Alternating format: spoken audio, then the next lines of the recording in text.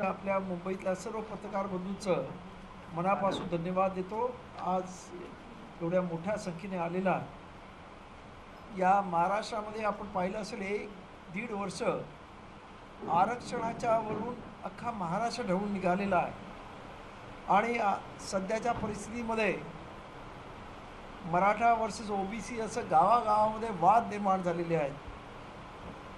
आणि त्याचबरोबर सध्या जो सुप्रीम कोर्टाने एक जजमेंट दिलेला आहे की SC या कॅटेगरीमध्ये उपवर्गीकरण करण्यात यावं. त्याचबरोबर अनेक असे निर्णय आलेले आहेत की ज्याच्यामुळे आरक्षणाला धोका निर्माण होईल अशा पद्धतीची आजची परिस्थिती आहे. आणि त्यामुळे आम्हा सर्वांचं असं मत आहे की ज्यांना संविधानिक आरक्षण मिळालं आहे त्याच्यामध्ये कुठच्याही प्रकारचा हस्तक्षेप होऊ नये. आणि ज्यांना कोणाला अजून आरक्षण द्यायचं असेल त्यांना वेगळ्या प्रकारचं, जसं महाराष्ट्रामध्ये NT, VJNT यांना वेगळ्या प्रकारचं नॉमेनक्लॅचर देऊन आरक्षण दिलं, तशाच पद्धतीचं मराठा समाजाला सुद्धा आरक्षण दिल्यास आमचं त्याला पाठिंबा राहणार आहे. त्यामुळं हे आमचं धोरण आहे. आणि ह्या महाराष्ट्रात छत्रपती शिवराय फुले शाहू बाबासाहेब आंबेडकर यांचा पुरोगामी महाराष्ट्र असताना त्याच्यामध्ये जातीमध्ये तेढ निर्माण व्हावी हे खरं म्हणजे अत्यंत दुर्दैव आहे. आणि त्यामुळं या महाराष्ट्रामधलं जे वातावरण आहे जे अत्यंत गढूळ झालेलं आहे आणि अत्यंत जातीयवादी लोकांनी याचा ताबा घेतलेला आहे ते कुठेतरी संपवावं. आणि खऱ्या अर्थानं सर्व आरक्षणवादी आज आरक्षण धोक्यात आल्यामुळे सर्वांनी एकत्र यावं. आज महाराष्ट्रामध्ये 52% OBC आहेत, त्याचबरोबर 13% SC आणि 60% ST आणि म्हणजे 72%, आणि त्याचबरोबर 4 ते 5% आमचे मुस्लिम आणि शीख बांधव ज्यांचं आरक्षण आहे. म्हणजे 75%पेक्षा जास्त आज हा आरक्षित वर्ग आहे. आणि ह्या सर्वांचं आरक्षण धोक्यात आल्यामुळं या सर्वांची मोठ एकत्र बांधून खऱ्या अर्थानं आरक्षण टिकवणं आणि हे आरक्षण जे बाबासाहेबांनी दिलेलं आहे ते आरक्षण प्रामाणिकपणे लागू करणं यासाठी ही आघाडी प्रयत्न करणार आहे. याच्यामध्ये सर्वच जे आरक्षणवादी आहेत आणि जे उद्या आरक्षण घेणार आहेत, म्हणजे माझं मराठा समाजामधल्या सुद्धा लोकांना आव्हान आहे, कारण तुम्हाला सुद्धा आरक्षण हवं आहे तर तुम्ही सुद्धा आमच्यामध्ये सामील व्हावं अशा पद्धतीची आमची भूमिका आहे. आणि त्यामुळं या सर्व भूमिकेसाठी म्हणून आम्ही सर्वजण एकत्र आलेलो आहोत. आणि मला पूर्ण खात्री आहे की आजची ही आरक्षणवादी आघाडी खऱ्या अर्थानं ही आघाडी पूर्वी झाली पाहिजे होती जेव्हा मंडल आयोग या देशामध्ये अस्तित्वात आला. दुर्दैवानं त्या काळामध्ये मंडल आयोग कोणासाठी हाच या महाराष्ट्रामधल्या OBCना कळला नाही. आणि त्यामुळे ज्या काही 1996च्या इलेक्शनमध्ये विधानसभेमध्ये आपण पाहिलं असेल की अख्ख्या देशभर UP बिहारसारख्या ठिकाणी सुद्धा OBC नेत्यांचा उगम झालेला दिसतो. मुलायमसिंग यादव असतील, लालू प्रसाद असतील. पण दुर्दैवानं महाराष्ट्रातला OBC जागृत नसल्यामुळं त्याला या महाराष्ट्रातली सत्ता घेता आली नाही. आज आमचं असं म्हणणं आहे की आज या आरक्षणाच्या गदारोळामुळे आज महाराष्ट्रामधला OBC जागृत झालेला आहे आणि आज तो स्वतःचे हक्क मागतोय. आणि त्यांना खऱ्या अर्थानं एकत्र करण्याचं काम आज ही आरक्षणवादी आघाडी करते. आणि त्याच्यातून आरक्षणवादी आघाडीतून खऱ्या अर्थानं सत्ता या इकडच्या या प्रचंड मोठ्या संख्येने असणाऱ्या 75 ते 80% लोक असणाऱ्या या लोकांच्या हातामध्ये जावी ही आमची संकल्पना घेऊन आम्ही आज महाराष्ट्रामध्ये उतरलेलो आहोत. आणि मला पूर्ण खात्री आहे की आज या महाराष्ट्रामध्ये हा OBC समाज सत्तेमध्ये येण्यासाठी अत्यंत उत्सुक झालेला आहे. आणि त्यामुळंच या आघाडीला येत्या काळामध्ये म्हणजे ह्या येणाऱ्या विधानसभेमध्ये आपल्याला प्रचंड यश आलेलं मिळेल. आणि यासाठी म्हणून ही आघाडी आम्ही निर्माण केलेली आहे. आणि आता याच्यावरती जास्त बोलण्यासाठी मी आमच्या आघाडीचे संयोजक प्रकाशता अण्णाभाऊ शेंडगे यांना मी देत आहे.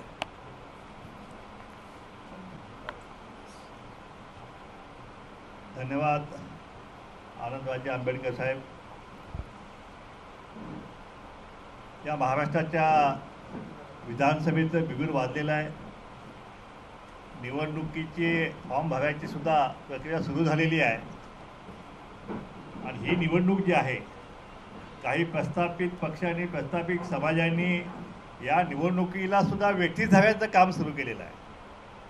गेल्या वर्षभरात आपण पाहिलं असेल की या महाराष्ट्रामध्ये आरक्षणाच्या नावानं अक्षरशः उच्छाद मानलेला आहे. या महाराष्ट्रातल्या लहान सहान जमाती गावकुसाबाहेर पोटावरती हातावरती पोट असणारी मंडळी, त्यांच्या मुलाबाळांचं भविष्य ज्याच्यावर अवलंबून आहे, ते आरक्षण जे आहे ते दिवसा ढवळ्या लुबाडण्याचा कार्यक्रम जो आहे तो या महाराष्ट्रामध्ये झाला. ज्यांच्या हातात या सगळ्या मंडळींनी सत्ता दिली, काही आमदार निवडून आणले, काही खासदार निवडून आणले, मंत्री झाले, आणि ह्याच आमदारांनी आणि ह्या मंत्र्यांनी त्या ठिकाणी ह्या गरिबांचं आरक्षण संपुष्टात यावं आणि एक प्रस्थापित मराठाला त्याच्यामध्ये घुसवलं जावं, या मागणीसाठी अक्षरशः मंत्र्याला टाळे ठोकले. आता आम्ही विश्वास कुणावर ठेवायचा? गेली 75 वर्ष आम्ही यांना निवडून दिलं. 75% जमा ह्या समाज आहे, वोट बँक आहे, आणि आम्ही ह्याच्यावर विश्वास ठेवला आणि ह्याने आमच्या मुलाबाळांचं भविष्य हातातोंडाचा घास काढून घ्यायचा कार्यक्रम केला. आणि त्यामुळे या महाराष्ट्रामधला ओबीसी आणि मराठा हा वाद जो आहे तो या ठिकाणी निर्माण झाला. त्याला जास्तीत जास्त खतपाणी कोणी घातलं असेल तर विद्यमान आमदारांनी घातलं, सत्ताधीशांनी घातलं, आणि विरोधी पक्षातले सुद्धा जे काही आमदार असतील सत्ता याचे मराठा समाजाचे त्यांनीसुद्धा त्याला खतपाणी घातलं. आणि म्हणून हा संघर्ष अहो जे मणिपूरमध्ये घडलं ते महाराष्ट्रात घडावं. या ठिकाणी आमदारांची घरं दिवसाढवळ्या त्यावेळी जाळावी पोलिसांच्या समक्ष. त्या ठिकाणी इतका उच्छाद जो आहे इतका उच्छाद जो UP बिहारमध्ये झाला, जो मणिपूरमध्ये झाला, जो राजस्थानमध्ये झाला, आरक्षणाच्या नावानं जो आगडम उसळला तो महाराष्ट्रात उसळला गेला. त्यामुळं हा छोटा गावगाड्या बाहेरचा हा समाज आहे तो उद्विग्न झाला, भयभीत झाला. आणि म्हणून आम्हाला सगळ्यांना या ठिकाणी रस्त्यावरती उतरावं लागलं. आणि ह्या सगळ्या आरक्षण वाचवण्यासाठी शेवटी आम्ही आंबेडकर साहेबांना आम्ही साथ घातली की आपण आंबेडकर साहेब डॉक्टर बाबासाहेब आंबेडकरांचे आपण रक्ताचे विचाराचे वारसदार आहात, त्यामुळं आपण आमच्यासोबत येणं अतिशय महत्त्वाचं आहे. हे आरक्षण शेवटी हे वाचवायचं आपल्याला. ह्याच्यामध्ये आपण बघितलं असेल गेल्या 2-3 वर्षामध्ये हे आरक्षण फक्त ओबीसी संपवलेलं नाही, ओबीसीचं राजकीय आरक्षण तर संपवलेलंच आहे, पण दलित समाजाचं आरक्षणसुद्धा जे आहे प्रमोशनमधलं आरक्षण काढून टाकलेलं आहे. या ठिकाणी कंत्राटी भरती चालू केलेली आहे, त्या माध्यमातून आरक्षण संपवायचं चालू केलेलं आहे. अनेक जी आरक्षण आहेत खाजगीकरण चालू केलेलं आहे. हे शासनाचे जे उपक्रम आहेत त्याचं खाजगीकरण करायचं आणि त्याच्यामध्ये हे आरक्षण संपवून टाकायचं, ह्याही उपद्रव जो आहेत या राज्यामध्ये देशामध्ये सुरू आहे.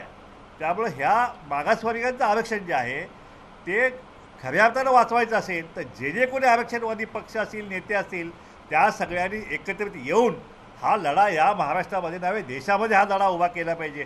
तरच या मागासवर्गीयांचं आरक्षण जे आहे त्याचं संरक्षण होईल. आणि ते संरक्षण करण्यासाठी आज आम्ही सगळे पक्षाचे सगळे नेते मंडळी ज्यांचा आरक्षणवादी काही दलित समाजातले असतील, काही ओबीसी चळवळीतले असतील, काही भटक्यामुक्त चळवळीतले असतील, काही मुस्लिम समाज चळवळीत काम करणारे नेते मंडळी आहेत, त्या सगळ्या नेते मंडळींनी येऊन ही आज आरक्षणवादी आघाडी त्या ठिकाणी स्थापन केलेली आहे. या आघाडीच्या माध्यमातून येणारी विधानसभा जी आहे त्या ठिकाणी ताकदीनं त्यात लढली जाईल. 288 मतदारसंघामध्ये जे आहेत आमचे सगळे कार्यकर्ते जे आहेत ते नेटानं त्या ठिकाणी लढतील आणि 75% लोकसंख्या आमच्या बाजूने आहे. आमच्या खिशात पैसा नाही आहे, पण आमच्या बोटामध्ये त्या पैशापेक्षा 1000 पट अशी ताकद असलेली वोट बँक जी आहे, मतं देण्याची जी ताकद आहे ती आमची ताकद ह्यावेळी दिसून दिसेल. आता ह्यावेळी सत्ता परिवर्तन केल्याशिवाय आम्ही स्वस्थ बसणार नाही. या महाराष्ट्रातील धनगर, तेली, माळी, साळी, कुस्ती, कुंभार, वडार, बौद्ध, मुस्लिम ही मुलं जी आहेत ही तुम्हाला आता विधानसभेत गेलेली दिसतील. आणि मंत्री आमदारसुद्धा जे आहे ही मागासवर्गीयांचीच मुलं त्या ठिकाणी आता झालेली आपल्याला दिसतील. आम्हाला हे सुरू करायचं नव्हतं, पण शेवटी आम्हाला या महाराष्ट्रामध्ये मानासन्मानं जगायचं असेल तर आम्हाला शेवटी एकत्रितपणे आम्हाला ही लढाई जी आम्हाला सुरू करावी लागली. हे जर आम्ही रस्त्यावरती उतरलं नसतो तर गावागावामध्ये आमची ही जी गावकसाहेबांची ही गरीब समाज मंडळी आहेत याला जीणं मुश्किल केलं असतं. आणि म्हणून ही आघाडी प्रत्येक मागासवर्गीय ओबीसी असेल, दलित असेल, भटकेमुक्त असेल, आडुदार बडुदार प्रत्येकाच्या आरक्षणाचं संरक्षण केल्याशिवाय आम्ही आता स्वस्थ बसणार नाही. ही आरक्षणाची लढाई जी आहे ती आता मतपेटीतून या महाराष्ट्रामध्ये सुरू झाली दिसेल.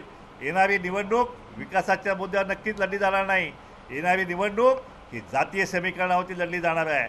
आणि म्हणून या ठिकाणी जरांगे उघडपणे आव्हान करतायत की आम्ही ह्याला पाडू, आम्ही त्याला पाडू, आम्ही ह्याला पाडू. अरे कुणाला पाडायचं आणि काय करायचं हे आता हे आरक्षणावर ठरवणार आहेत. कारण संख्येनं आम्ही 75% आहोत. या ठिकाणी प्रस्थापित किती टक्के महाराष्ट्रामध्ये आहे? फक्त आम्ही एकत्रित आलो नव्हतो, त्याच्यामुळे तुमचं फावलेलं आहे.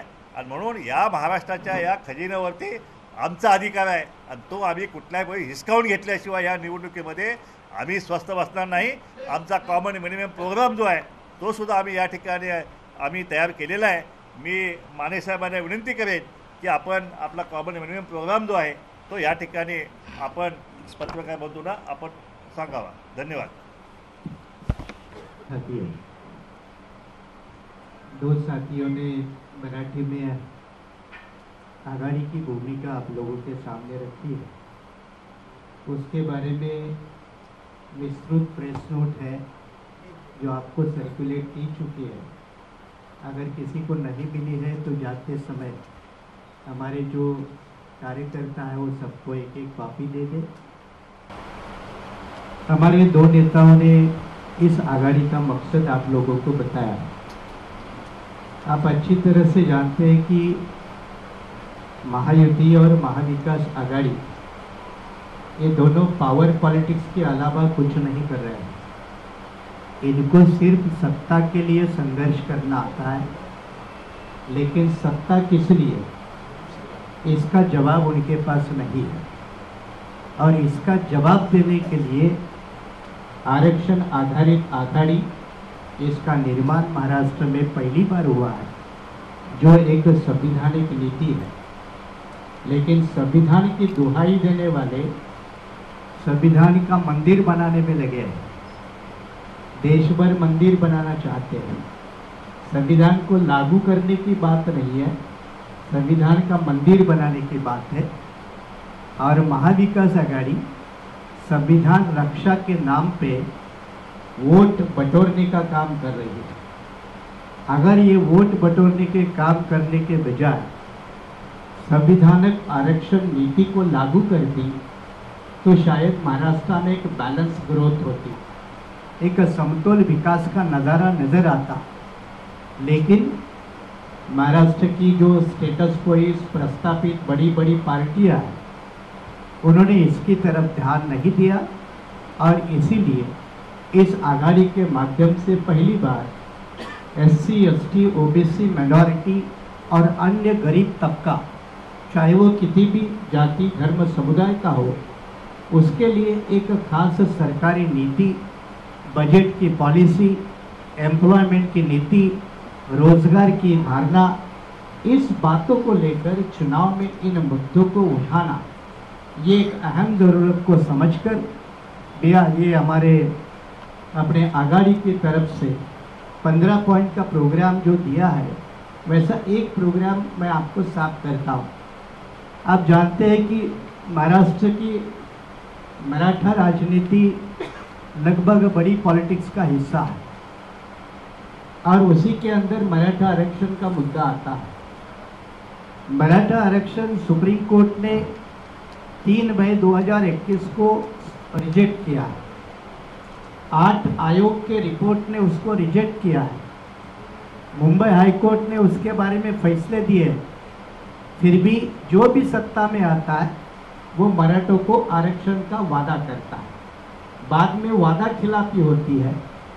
लेकिन शेड्यूल कास्ट का पदोन्नति का आरक्षण महाविकास आघाड़ी सरकार ने बंद किया 7 मई 2021 को. 30 अभी सितंबर को एकनाथ शिंदे सरकार ने SC, ST का वर्गीकरण का GR निकाला. जाते जाते इतने GR निकाले कि शायद सरकार को भी GR मालूम नहीं होगा. शायद वो चुनाव आयोग के कड़ी सख्ती रवैये के कारण कई सारे निर्णय वापस होंगे, लेकिन उससे सरकार की नीतियां स्पष्ट हो गई. SC ST का विभाजन करो, OBC का विभाजन करो, मुस्लिम को पसमानदा और फॉरवर्ड नाम के बांटकर संघ राजनीति को मजबूत करो। इसका खुलकर विरोध करने के लिए ये हमारी आरक्षण आघाड़ी इस चुनाव में स्पष्ट भूमिका के साथ महाराष्ट्र के जनता के सामने एक रचनात्मक कार्यक्रम लेके आएगी। और इस रचनात्मक कार्यक्रम में ये सिर्फ आरक्षण ही नहीं, तो लैंडलेस लोग हैं, भूमिहीन लोग हैं।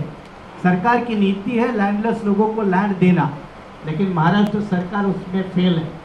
विकास के नाम पे किसानों की जमीन संपादन का, भू संपादन का मामला बड़ा गंभीर है, चाहे बुलेट ट्रेन के नाम पे, चाहे विकासों के प्रोजेक्ट के नाम पे। लेकिन केंद्र सरकार भी इसी में लगी है। लेकिन दुनिया की ये रिपोर्ट कहती है कि जब तक पुनर्वसन का पूरा पैकेज नहीं होता तब तक किसी का विस्थापन नहीं होना चाहिए। लेकिन महाराष्ट्र सरकार, केंद्र सरकार इसी दोनों मामले में भी फेल है। तो इसलिए शेड्यूल कास्ट हो, ट्राइब हो, आदिवासी, बैकवर्ड हो, अभी आप कहेंगे सर आप जाति के नाम पर या समुदाय के नाम पे उनका उदाहरण दे के बोल रहे हैं।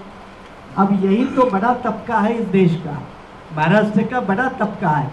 अब बड़े तबके का उल्लेख ना करके उनका अनुल्लेख करके मारना, ये महायुति और महाविकास आघाड़ी की नीति है।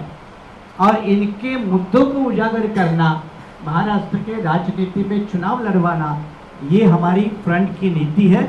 और इसीलिए मुद्दों के आधारित राजनीति हो और मुद्दों के आधारित जनता ने वोट करना चाहिए। इससे एक लोकतंत्र को मजबूती मिलेगी। लोकतंत्र बचाओ नारों से ना लोकतंत्र बचेगा, ना संविधान बचाओ नारों से संविधान बचेगा। इसके लिए रचनात्मक रूप से नीति बनाना, चाहे वो हेल्थ पॉलिसी हो, चाहे एग्रीकल्चर पॉलिसी हो, चाहे रिजर्वेशन पॉलिसी हो, चाहे वो अर्बन डेवलपमेंटल पॉलिसी हो, इसमें सरकारें केंद्र हो राज्य की हो, दोनों पूरी तरह से फेल होने के कारण एक नई सोच और नई नीति के साथ महाराष्ट्र के राजनीति में हमारे फ्रंट का आगाज हो चुका है।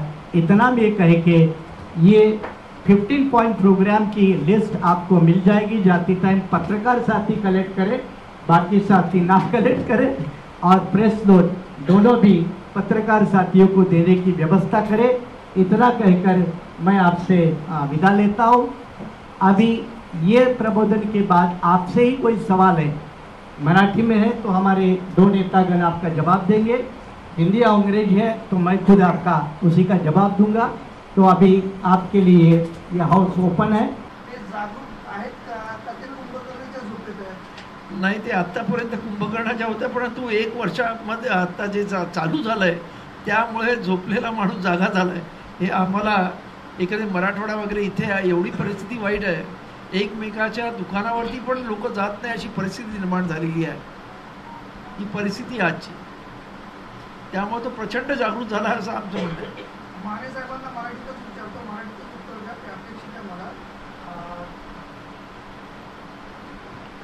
मायावतींचा जो पक्ष आहे वाढवण्यासाठी तुम्ही तुमचा सर्वस्वपणा तो मोठा केला, मग तशीच अपेक्षा आरक्षणवादी आघाडीला अपेक्षित आहे का, तर ती पूर्ण होऊ शकते का? असं आहे की एखादा राजकीय प्रयोग अयशस्वी झाला म्हणून काही राजकारण थांबत नाही, नव्यानं पुन्हा उभारणी करायची असते। आणि माझ्या स्वतःच्या पक्षाची असेल या आघाडीची असेल, आपण पुनश्च एकदा नव्या पद्धतीने मांडणी करत आहोत। आणि पॉलिटिकल एक्सपेरिमेंट हा सातत्यपूर्ण राजकारणाचा भाग आहे, त्याच्यात कधी फुलस्टॉप नसतो। आणि त्यामुळं वैयक्तिक पक्ष असेल किंवा आघाडी असेल, या प्रयोगातून नवीन मांडणी करण्याचा प्रामाणिक प्रयत्न। बेडकर साहेब, तुम्ही आता तुमच्या मार्गदर्शनाच्या भाषणात म्हणालात की ओबीसीचं मंडळ आयोग जे लागू झालं त्यानंतर उत्तर प्रदेश, बिहारमध्ये एक मोठी क्रांती झाली, पण ती महाराष्ट्रात होऊ शकली नाही। त्यामागे काय कारण असेल असं तुम्हाला वाटतं?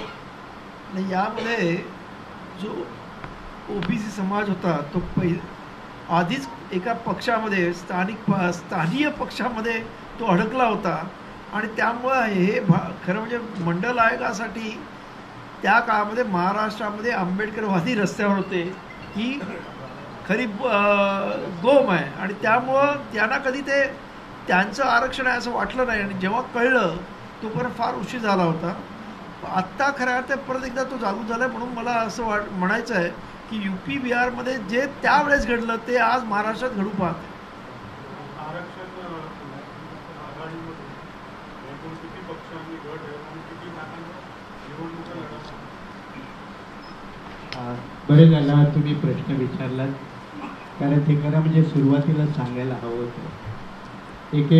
सुरुवातीलाच ओबीसी बहुजन आघाडी हा एक पक्ष आहे. आनंदराज आंबेडकरांची रिपब्लिकन सेना दुसरा पक्ष आहे. माझं स्वतःचा बहुजन रिपब्लिकन सोशलिस्ट पार्टी हा तिसरा पक्ष आहे. ट्रायबल पार्टी ऑफ इंडिया, ज्याचे राजस्थानमध्ये 1 खासदार आणि 4 आमदार आहेत, तो याच्यातला एक पक्ष आहे. पीस पार्टी याच्यामधला एक पक्ष आहे. जनहित लोकशाही पार्टी हाही याच्यामध्ये पक्ष आहे. इंडियन नॅशनल लीग जो केरळमध्ये सत्ताधारी एक मंत्री आहे त्याचा एक पक्ष आहे. रिपब्लिकन एकीकरण समिती ही संपूर्ण महाराष्ट्रभरमध्ये आहे आणि त्याच्यामध्ये अनेक रिपब्लिकन पक्षाचे समूह आहेत, तो आहे आपल्यासमोर. ओबीसी एंटी पार्टी संजय कोकरे हे याच्यामध्ये आहेत. फिरोज मासुलदार या ठिकाणी आहेत. मुस्लिम सेवा संघ ही त्यांची संघटना आहे. अशा एकूण जवळजवळ 11 पक्ष संघटनेचा हा समूह आज तरी आझाद समाज पार्टी म्हणजे चंद्रशेखर रावणांची, तर अशी एकूण 11 पक्ष हे सध्या आपल्या आघाडीमध्ये असून ही आघाडी कार्यरत झाल्याबरोबर आणखीन संख्या वाढेल आणि इतरही पक्ष या आघाडीत समाविष्ट होतील.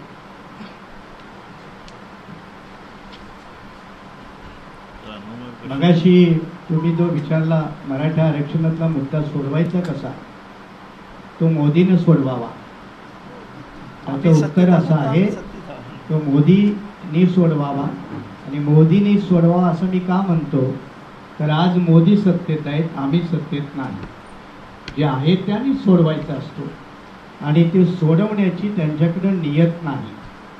हे सगळ्या मराठा समाजाला कळावं आणि जरांगेंनाही कळावं. मी जेव्हा म्हणालो मोदीने सोडवावा, तर आरक्षणाला सध्या सुप्रीम कोर्टाच्या निर्णयामुळे 50% मर्यादा आहे. 50% मर्यादेचा जो लिमिट आहे तो पार्लमेंटनं घटना संशोधन करून हटवावा आणि मराठ्यांची सोय करावी. त्यामुळे हे BJPच्या हातात आहे. पण BJP ही करत नाही असा थेट आरोप करण्याची ऐपत आणि ताकद ना महाविकास आघाडीच्या नेत्यामध्ये आहे, उद्धव ठाकरेंच्या मध्ये आहे किंवा शरद पवारांच्या मध्ये आहे किंवा आणखी कुणामध्ये आहे, ही नसल्यामुळं हे दोन्ही आघाड्या मराठा आरक्षणाचा फुटबॉल करून महाराष्ट्राला आरक्षणाच्या ज्वालामुखीवरती उभं करत आहेत. ही शोकांतिका. महाराष्ट्रामध्ये 288 पेक्षा आम्ही जास्त लढवू शकत नाही. जागांचा फॉर्म्युला जेव्हा या आघाडीमध्ये 4-5 प्रमुख सामाजिक घटक आहेत, एक ओबीसी मोठा घटक आहे, SC मोठा घटक आहे, ST मोठा घटक आहे आणि DT-NT VJ-NT हा एक समाज घटक आहे. त्यांना त्या समाज घटकातून जेवढे सहभागी होतील त्यांना योग्य प्रतिनिधित्व दिलं जाईल. आणि मग मायनॉरिटीमध्ये मुस्लिम, ज्या मुस्लिम समाजाला गेल्या लोकसभेमध्ये महाविकास आघाडीनं 48 जागामध्ये 1 सीट दिली नाही आणि देशातल्या 4 राज्यामध्ये भारतीय जनता पार्टीनं 1 जागा दिली नाही, तर त्या मुस्लिम समुदायाला देखील प्रचंड प्रतिनिधित्व या आघाडीत राहील. याचाच अर्थ आमची घोषणा आहे, जिसकी जितनी संख्या भारी उतनी उसकी हिस्सेदार.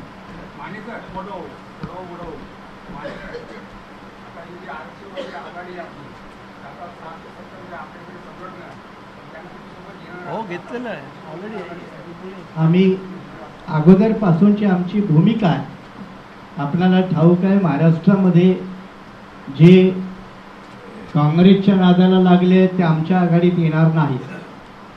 जे BJPच्या सोबत आहेत ते आमच्या आघाडीत येणार नाहीत आणि आम्ही त्यांना घेणार नाही. जे बीजेपी काँग्रेसला अप्रत्यक्षरित्या मदत करतात त्यांची आम्ही मदत घेत नाही, त्यांना मदत देत नाही. त्यामुळे स्वतंत्र महाराष्ट्रामध्ये फुले शाहू आंबेडकरी राजकारण, परिवर्तनाचं राजकारण उभं राहावं, ही देखील आमची ठोस अशी भूमिका. तुम्ही विचारला आमचा रोग कुणाकडे आहे, तो पत्रकारांनी गाळलेल्या जागा भराव्या. माने साहेब, जेवढे तुम्ही उमेदवार देणार आहात, जी जे तुम्ही उमेदवार देणार आहात, या निवडणूक लढवायची म्हटल्याच्या नंतर आर्थिक सबलता आहे. आर्थिक सबलता नसेल तर एक पॅम्पलेट छापणे कठीण आहे. बहुजन समाज ये समस्याग्रस्त लोगों का समूह है, तो हमारी समस्या ये पीढ़ी दर पीढ़ी है, फिर भी संघर्ष करना ये हमारी डीएनए में है, डीएनए में है. तो हम ऐसे हालत में भी संघर्ष करते हैं, करते रहेंगे. पिछली सभा में राहुल गांधी जी ने कहा था और काफी सारे पॉलिटिशियन ने भी कहा है कि गौतम अडानी को एयरपोर्ट, पोर्ट और डिफेंस इंडस्ट्री दी जा रही है और इसका प्राइवेटाइजेशन किया जा रहा है. आपने भी अपने प्रेस पर जो मेंशन किया है कि आप जल जीवन और इस तरह की आर्थिक चीजें हैं उन पर आप एक तरीके का संरक्षण लेके आएंगे. अगर आपकी पार्टी को महाराष्ट्र की जनता जीत कर लेके आती है तो आप इसको कैसा रोक लगाएंगे जो प्राइवेटाइजेशन अडानी द्वारा किया जा रहा है? अच्छा. कैसा रोक लगाओगे? अच्छा, आपका सवाल बहुत बढ़िया है. उसका मेन जवाब ये है कि ये पीपल्स रिप्रेजेंटेशन एक्ट 1951 जब पार्लियामेंट में बना तब बाबा साहब आम्बेडकर लॉ मिनिस्टर थे. उन्होंने खुद पायलटिंग की थी पीपल्स रिप्रेजेंटेशन एक्ट, और तब पार्लियामेंट में ये डिस्कशन का मुद्दा आया कि क्या पूंजीपति लोगों को पार्लियामेंट में बड़ी संख्या में आना चाहिए, क्या उनके हाथ में पार्लियामेंट्री नीति जानी चाहिए. तो बाबा साहब का जवाब ये था कि पार्लियामेंट्री डेमोक्रेसी में सबको अपने आप को रिप्रेजेंट करने का अधिकार है, पूंजीपति क्लास को भी है, लेकिन किसी भी हालत में देश की पार्लियामेंट ये पूंजीपति वर्ग के हाथ में नहीं जानी चाहिए. ये बाबा साहब की बात अगर आप याद रखेंगे और आज वर्तमान केंद्र सरकार की नीति, खास करके आर्थिक नीति, इसको जब आप देखेंगे तो आज केंद्र सरकार में बैठे हुए दो लोग बेचते हैं, दो लोग खरीदते हैं, और इससे आप समझ जाते हो कि जब ये नीति है तो संविधान ये कहता है कि देश की आर्थिक ताकत चंद लोगों के मुट्ठी में हाथ में नहीं होनी चाहिए, और आज केंद्र और राज्यों की सरकारें वो आर्थिक ताकत का एकत्रीकरण करने में लगी है. इसीलिए जल जमीन जंगल का मुद्दा है कि जमीन उद्योगपति के लिए चाहिए, विकास के नाम पे चाहिए, खेती मिटानी चाहिए. इस तरह की जो नीति है उसको आमूलाग्र बदलने की आवश्यकता है, और सिर्फ सरकार बदलने से काम नहीं होगा, नीति बदलना पड़ेगी, और नीति बदलने के लिए सरकार बनाना जरूरी है, और उसी दिशा में हमारा प्रयास है. सर, आपने ऑलरेडी मेंशन किया है मराठी विरुद्ध ओबीसी, ओबीसी विरुद्ध आदिवासी, अनुसूचित जाति का वर्गीकरण किया गया, आदिवासी डिस्क्रिमिनेट की गई, मुस्लिमों को 5% आरक्षण का मुद्दा भी आपने उठाया. सभी पॉलिटिकल पार्टी इलेक्शन में अपने वोटर को लुभाने के लिए वादे कर रही है, लेकिन देश में जो युवा है वो बेरोजगार हो चुके हैं और उनको कोई अच्छा आपकी पार्टी अच्छा ये आपने एक पॉइंट जो पढ़ा उसने हमारे कुछ पॉइंट हाईलाइट किया आपने, इसलिए मैं शुक्रिया आपका अदा करता हूँ.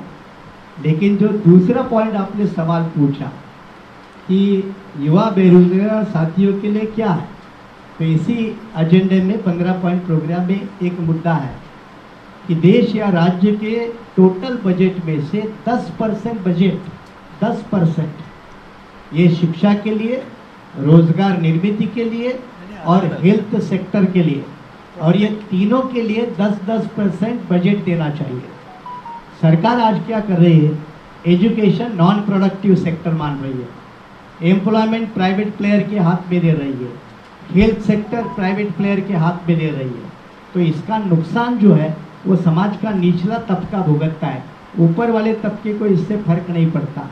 और इसीलिए बजट से प्रावधान से शुरू हो और योग्य नीति के साथ उसका अमल हो, ये भी हमारी धारणा है. माने साहेब, आपल्या आघाडीचा मुख्यमंत्र्यांना देणार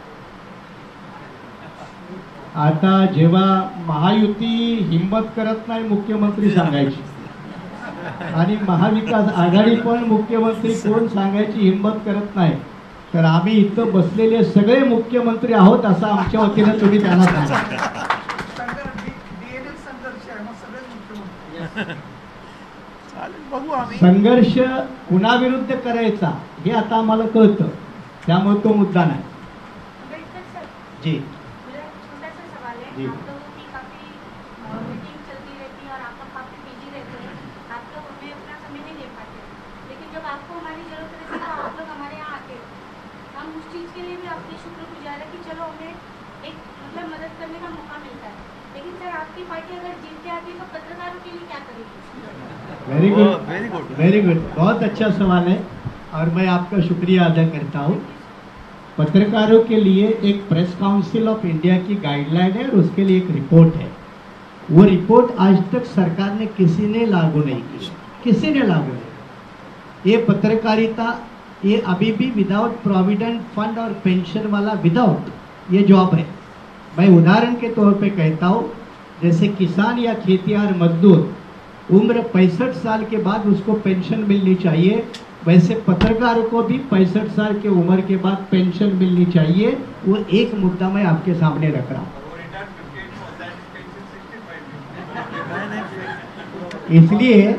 इसलिए 65 में, क्योंकि मैनुअल लेबर और इसका लेबर उसमें जमीन आसमान का फर्क है. Intellectual labour. और हम आपको फिजिकली फिट मानते हैं और 65 के बाद मेंटली अनफिट मानते हैं. इसमें और एक पॉइंट आपको ऐड करना पड़ेगा. नहीं, मैंने ऐड नहीं किया. मैंने वो प्रेस काउंसिल ऑफ इंडिया की रिपोर्ट और सरकार की एक रिपोर्ट है, उस रिपोर्ट का एक मुद्दा आपके सामने है. सर, और एक पॉइंट हमको ऐड करने का जी. सर, ये आप तो रोज हम से मीटिंग इधर ही लेते हैं. अब ये जब आप जीतेंगे तो 5 स्टार में मीटिंग लेंगे सर आप. जेब में पैसा ऐसा आएगा. करते. ये सवाल है ना, आप महाविकास आघाड़ी के नेता को पूछो, हमको मत पूछो. Okay, one more question now important. Yes. Since last 75 years, our country has become independent. But since last 75 years, there are so many parties have come. At the time of election, everyone says we will do this, we will do that. But nothing has happened, sir. I think British rule was much better than what our politicians are ruling in right now in front. ठीक है. What is your question? So that's what I want to know from you, sir. What you are going to change it, sir? What changes you are going to bring it, sir? Okay, thank you. Our independence has completed 77 years, not 75. 75 to what? And we are celebrating 75th year of the Constitution of India. अब आपका जो सवाल है उसके बारे में जवाब straight forward है. We need a fundamentally, drastically change in the national policy of agriculture, national policy of industry, national policy of education, and national policy in economy. We need a drastically change. And when we say drastically change, it means if you take the figures given by several reports, global reports, like a hunger index. Now, if you take a hunger index, our PM proudly says that my government is providing free food to 80 crore people of this country. Now, this is called as a dependency.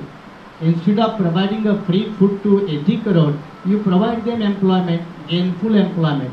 And therefore, we need a drastic policy change. And therefore, we have to change the rulers.